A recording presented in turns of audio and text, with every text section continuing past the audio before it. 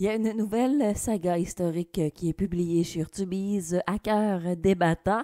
C'est l'œuvre de la romancière Pascale Dussault. On en jase avec elle. Bonjour Pascal. Bonjour, Ça va bien? ça va très bien, et vous? Ah, ça va super bien. Toujours à jaser de nouveautés. Et vous nous offrez une belle nouveauté, Pascal. Une histoire d'amour, mais qui se déroule au 18e siècle. Et on n'a pas beaucoup d'histoires, à mon avis, qui se passent chez nous à cette époque-là. D'entrée de jeu, Pascal, pourquoi avoir placé l'histoire pendant cette période? Ce que je voulais, c'était de mettre en scène une relation tumultueuse entre une jeune fille et sa grand-mère. Et donc, j'aime beaucoup, beaucoup l'histoire. Et je cherchais un contexte qui me permettrait de créer une grosse querelle entre les deux et aussi des occasions de très grandes réconciliations, donc avec toutes sortes d'événements très dramatiques, si on veut.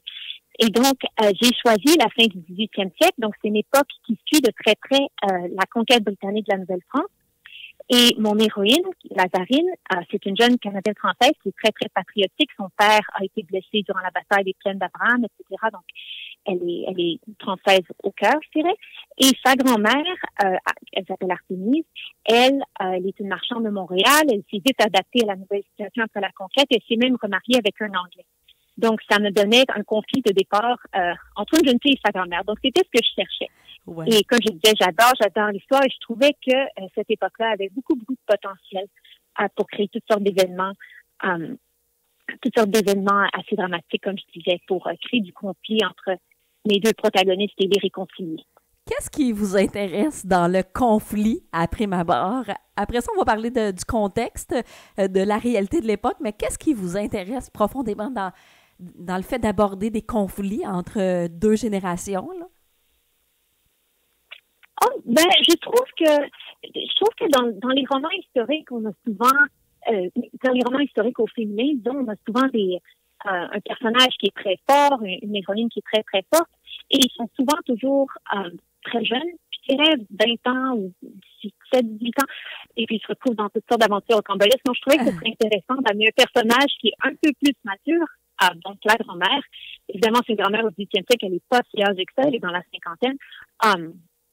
Et je trouvais que c'était intéressant de présenter une dynamique entre les deux, parce que c'est deux femmes qui au départ s'aiment et puis qui se retrouvent dans toutes sortes de conflits. Et donc, je trouvais que c'était très intéressant de voir comment deux femmes, dans une époque qui est vraiment dominée par dans le fond, la guerre, c'était vraiment une guerre pour les hommes, c'était les hommes qui se battaient et tout.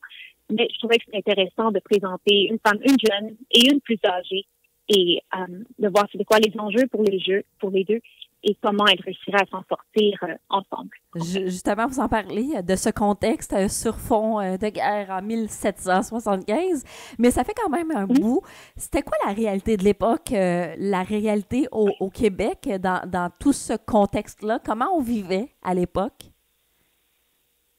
On vivait, à l'époque, c'est après la conquête.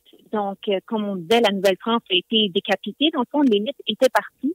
Il restait des seigneurs et il restait une petite noblesse qui, eux, se sont très vite ralliés à la cause de l'envahisseur britannique. Donc, ils étaient fidèles à la couronne britannique. Et quand les Américains sont venus et ont envahi le Canada, c'était au tout début de la Révolution américaine. Ils commençaient tout juste à se rébeller eux-mêmes contre la couronne britannique, les Américains. Ils sont venus, ils ont envahi le Canada un peu pour surveiller leurs arrières dans leur propre guerre, en fond. Et donc, ils sont venus au Canada et ils se sont retrouvés confrontés à la population canadienne. La population canadienne, c'est les Canadiens français, dans ce temps-là, on disait seulement les Canadiens. Et les Canadiens, c'était seulement 15 ans après la conquête, donc leur fidélité à la couronne britannique était pas aussi forte que celle de l'élite, que les nobles et l'Église. Et donc, ils étaient beaucoup plus ambivalents par rapport à l'invasion. Ils n'étaient pas nécessairement hostiles aux Américains, c'était vraiment du cas par cas. Et comme je disais, donc l'élite était surtout partie, ce qui restait, c'était la petite noblesse. Et la plupart des gens, la plupart des habitants du Québec, du Canada, étaient des agriculteurs qui vivaient sur leur propre petite ferme. Ouais. Donc, et Lazarine là-dedans. Lazarine évolue, vous l'avez dit, là, avec sa grand-maman, mais il y aura une histoire d'amour dans ce roman-là. Lazarine, c'est le personnage principal tout de même, mais qu'est-ce qui va lui arriver plus particulièrement, outre les conflits, là? Oui. Donc la petite histoire dans la grande histoire, Ouais. c'est que Lazarine Lazarine, c'est une paysanne pauvre. Elle vit à Saint-Jean-sur-Richelieu, le village qui deviendra éventuellement Saint-Jean-sur-Richelieu. Et donc, quand l'invasion va venir, elle va être directement sur le chemin des armées. Mais sa petite histoire à elle, c'est que elle est très pauvre. Son père est comme je disais, un vétéran de la bataille des Plaines d'Abraham, mais il est aussi un ivrogne, il est fainéant. Tout le monde le sait au village, tout le monde sait qu'ils sont pauvres. Donc, ils sont un peu, elle et sa famille sont un peu des parias dans le village. Mais par contre, elle a sa grand-mère maternelle, qui vit à Montréal. Et comme je disais, elle est une riche marchande mariée à un officier anglais. Et la grand-mère, Artémise, elle voudrait s'occuper de cette fille. Elle voudrait qu'elle vienne vivre avec elle à Montréal. Elle voudrait lui faire un beau mariage et tout ça. Mais elles sont en conflit ensemble parce que Artémise, la grand-mère, est remariée avec un Anglais. Donc, ils s'entendent vraiment pas. Et Artémise, elle est incapable de ramener Lazarine chez elle à Montréal pour qu'elle vive une meilleure vie que sa vie de pauvre fille de campagne. Et donc, en même temps, Lazarine, elle a une jumelle qui s'appelle Catherine. Et Catherine, elle est enceinte sans être mariée. Donc, le roman commence avec Lazarine qui se demande ce qu'ils vont pouvoir faire pour ne pas être encore plus ostracisée de la société quand tout le monde va découvrir que Catherine est enceinte. Et elle, vu que c'est sa jumelle, elle se dit, mais Catherine va avoir une mauvaise réputation, moi aussi, donc ça va vraiment pas donner finalement pour nous.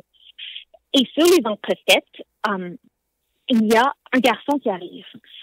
Le garçon est plus ou moins engagé par son père et il s'installe chez eux. Et les deux jeunes filles, Lazarine et Catherine, se disent, peut-être que lui va tomber amoureux de Catherine qui va nous sauver de tous nos problèmes.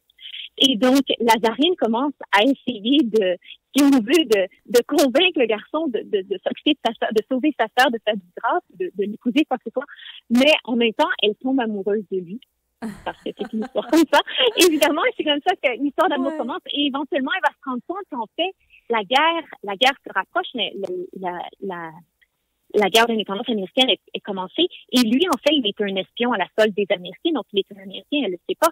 Et il est venu pour tâter le terrain, voir ce qui va se passer. Et comme je disais, la guerre au Canada a vraiment commencé à Saint-Jean-sur-Richelieu. Donc, il est vraiment à l'avant-garde.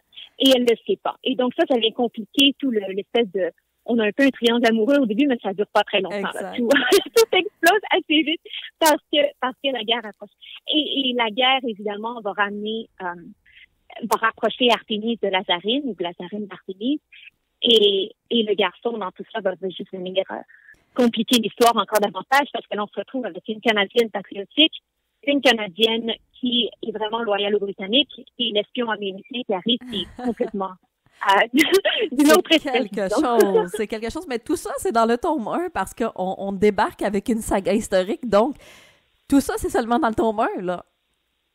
On ne s'ennuie pas. Oh oui, ça, c'est les quelques premiers chapitres du tome 1. Ça, c'est les quelques premiers chapitres. J'ai vraiment rien gâché. J'ai presque rien gâché. C'est juste peut-être chapitre 5, quelque chose comme ça. Donc, on s'ennuie pas avec ce tome 1. Et ce que je me demandais, parce que vous avez une imagination fertile comme tous les auteurs, mais quand même, vos romans sont quand même touffus de rebondissements. Vous prenez vos idées où? Oh mon Dieu. Comme je disais, j'adore l'histoire. J'adore l'histoire. Donc, quand je commence à lire, j'ai trop d'idées et en fait, j'en enlève énormément et je simplifie l'histoire au maximum avant d'écrire. Oui, donc on finit quand même avec beaucoup de rebondissements, mais quand je commence à développer mes personnages, quand ils commencent vraiment à avoir une personnalité qui leur appartient, alors vraiment l'histoire déboule là. Tout le monde entre en conflit avec tout le monde, chaque conversation est conflictuelle et alors l'histoire avance tambour battant. Ben, à notre plus grand bonheur, et aussi écrire un livre comme celui-ci, là, où, oui, il y a une romance derrière ça, il y a comme une grande histoire dans la petite histoire, mais il y a un tas de faits historiques aussi. Vous êtes passé par quoi pour monter cette histoire-là, puis pour nous offrir aussi des faits véridiques en marge de ce que vivent les personnages, parce que c'est important de bien les raconter aussi, là. Oui. J'ai fait beaucoup de recherches. J'aime beaucoup... J'ai toutes sortes de livres de référence. J'adore lire. J'adore aller lire les sources de première main, si on veut, les journaux de l'époque, les journaux qui ont été écrits par différents personnages historiques qui finissent dans mon histoire ou pas, qui finissent dans mon roman ou pas.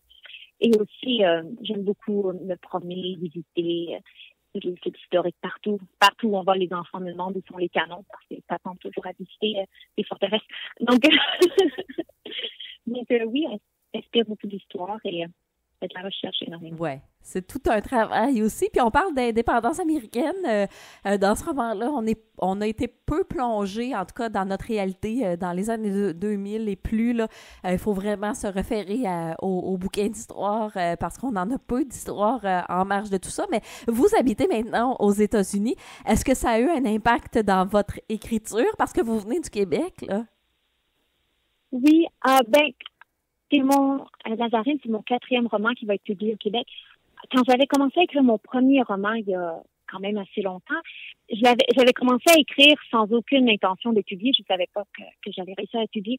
J'avais commencé à écrire parce que j'avais peur de perdre mon français, en fait. Donc, je me suis dit, il faut vraiment que je me lance dans un projet qui va me forcer à utiliser ma propre langue du mieux que je peux parce que je parle trop anglais. Donc, ça a commencé comme ça. Donc, peut-être que les États-Unis ont un peu influencé mon désir d'écrire, disons. Ensuite, il y a quelque chose d'entièrement différent pour ce livre-là, c'est que je suis devenue citoyenne américaine il y a quelques années, avant de commencer l'écriture de ce roman-là. Et j'ai commencé à faire de la recherche sur la révolution, la guerre d'indépendance américaine, juste pour m'amuser, parce que ça m'intéressait. Et j'ai découvert mon propre ancêtre en ligne directement, donc l'ancêtre de mon père, avait été, il s'était au tendre âge de 70 ans, il s'était tellement impliqué pour les Américains pendant cette invasion-là, qui est dans le livre, qu'il avait eu des gros problèmes avec la couronne britannique ensuite. Ben voyons. Et ça, c'est quelque chose qu'on savait pas et qu'on a trouvé très, très intéressant. Ben, c'est un sujet de livre en lui-même. C'est un sujet de livre. Oui, oui. Et évidemment, je parle pas du tout. Évidemment, le livre parle pas du tout de mon ancêtre. Ça n'a pas vraiment rapport. Mais ça m'a vraiment intéressée au contexte parce que j'avais toujours cru qu'on parle de ces invasions américaines-là. Il y en a eu 2 vraiment dans 13, 14 aussi. Il y en a eu un autre. On pense toujours que le peuple avait dû avoir une attitude un peu monolithique. Donc, tout le monde devait être contre les Américains. Et puis là, en commençant à faire de la recherche, je me suis rendu compte que c'était pas vrai du tout. Il y avait vraiment des gens il y avait des gens de tous les côtés du conflit. Il y avait la noblesse église qui était pour les Britanniques, avec une partie de la population. Il y a une partie de la population qui était très contente que les Américains viennent les libérer des Britanniques 15 ans après la conquête. Et puis, il y avait une partie de la population qui restait neutre, qui disait, cette guerre-là, c'est pas vraiment de nos affaires, c'est les Anglais contre les Américains, c'est les Anglais contre les Anglais, c'est pas nous. Donc, c'est pour ça que vous êtes là pour nous raconter ça. Ben oui, puis vous êtes là pour nous raconter maintenant. Fait que ça, c'est bien intéressant. À cœur des battants, c'est le tome 1. Vous prévoyez quoi pour la suite? Il y aura un 2e, un 3e livre, vous avez vu que c'est une saga? Il va y en avoir 2. Le tome 2 est prévu pour le mois de février. Il va sortir au mois de février. Donc, on n'attendra pas trop longtemps pour savoir la suite. Non, la suite est déjà toute écrite. Elle est toute faite. Il fait juste à la préparer, lui donner une belle page couverture. Et puis, c'est pour le mois de février. Et vous l'avez dit, vous avez déjà publié d'autres romans, mais c'est votre première fois chez Urtubise. Comment vous vous retrouvez avec cette équipe qui donne dans la littérature, dans les romans historiques aussi, là? J'ai eu une très belle expérience avec Urtubise. Oui, je trouve que c'est une très belle équipe éditoriale et aussi tout le monde est très intéressé. Donc c'est vraiment une belle équipe. J'adore travailler avec Urtubise. Ben ça se sent aussi. Vous revenez au Québec parfois. Est-ce que vous êtes revenu pour le lancement ou ça se fait à distance? Oui. Oui, vous êtes revenu? Je suis venue la semaine passée pour mon lancement. On vous a manqué. J'étais à Montréal.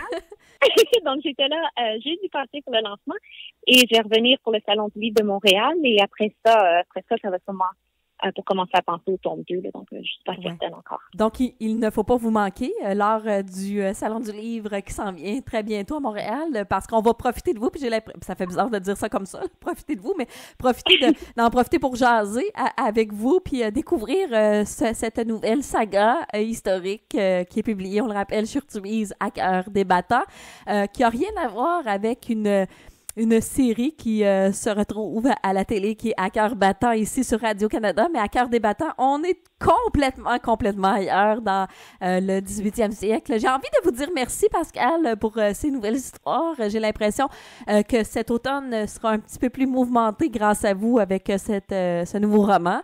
Et on se replonge dans ce contexte historique qu'on connaît peu peut-être ici au Québec dans les années 1775. Ça va évoluer jusqu'en quelle année, la saga? Là? Le tome 2? Donc, ça commence en 1775 et le tome 2 va finir un petit peu plus qu'un an et demi après, donc fin 1776. Donc, on profite de cette nouvelle lecture qui arrive et le tome 2 en février. Vous êtes sur les réseaux sociaux, si on veut s'abonner à vous? Oui, je suis sur Facebook et TikTok et Instagram aussi. Ça se passe comme ça en 2024. On peut le jaser avec nos romanciers préférés. Alors, Pascal, c'est un bonheur. N'hésitez jamais à venir jaser lecture avec nous. Très heureuse de vous retrouver chez Urtubise cette année. OK, merci beaucoup. Bon succès. Merci à vous. Bon succès. Merci. Merci.